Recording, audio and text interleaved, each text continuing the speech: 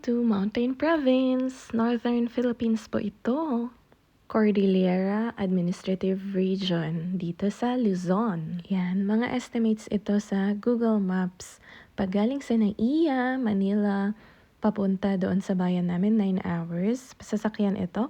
Pag galing ding Baguio, 4 hours. Pero usually yung gamit namin bus, 5 to 6 hours galing ng Baguio City. Ito yung na-content natin dati dito sa Kunay Gaya Vlogs na Buhay Probinsya, Mountain Province, Philippines. Mga tanim nila yan.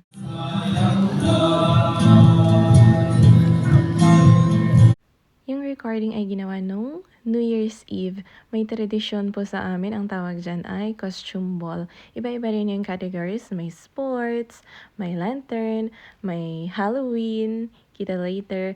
Ganyan din mga traditional na attire ng mga indigenous people. Meron ding national costumes, international. Mas madaming mga bata ang sumasali. Ako naman, first and last kong sali dyan, high school pa ako. Kasi binigyan ako ng eco-costume ng pinsan ko.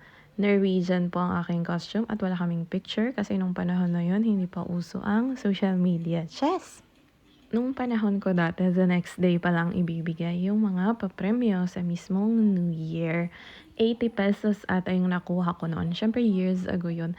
And first prize na yun sa lagay na yun kasi ako lang naman yung sumali na nag-costume ng Norwegian. We have 3 contestants. Ay nakapo at kakagalugan. Ayan, kung narinig niyo yung nagsasalita sa mic, nag-English siya tapos nag-Kankanaey language. Isa po yun sa mga wika dito sa Mountain Province. Sa capital, Bontoc, may sarili din silang wika. Marami ata mas familiar dyan sa Sagada, katabi lang ng capital, Bontoc. Alala ko sa mga biyahe namin dati, 2 hours away yung Sagada, 2 hours away din yung Bontoc. Basta sa capital na Bontoc, Ifontok ang salita nila. Pag nakikinig ako, hindi ko maintindihan. Pero pag nakikinig sila ng Kankanaey, gaya ng sinasalita namin, naiintindihan nila kami. Yun, magkaibang wika sa parehong probinsya.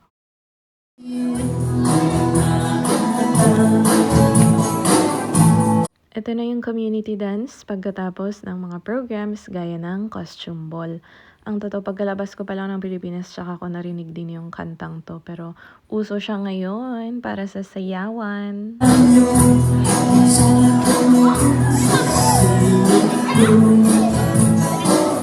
Yung nakaugalian naman namin, gongs yung gamit. Gangsa ang tawag namin doon. Ngayon ko nga lang nakita na nag-play sila ng mga gantong medyo modern na kantahan para sa community dance ng New Year's Eve. Link in description po para sa ating dating upload na may kasamang gangsa. Traditional musical instruments. Again, sa Mountain Province po ito.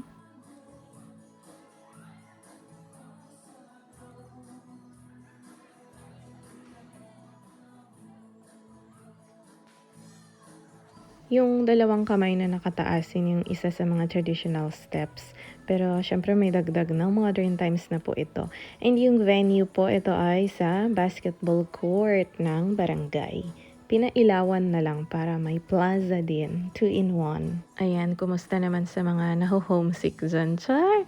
Ito po ay video pala courtesy of Mudra na nakatira ngayon sa probinsya. Mga generation ngayon ng mga pamangkin ko, mga apo ni Mudra yung mga sumasali sa costume ball.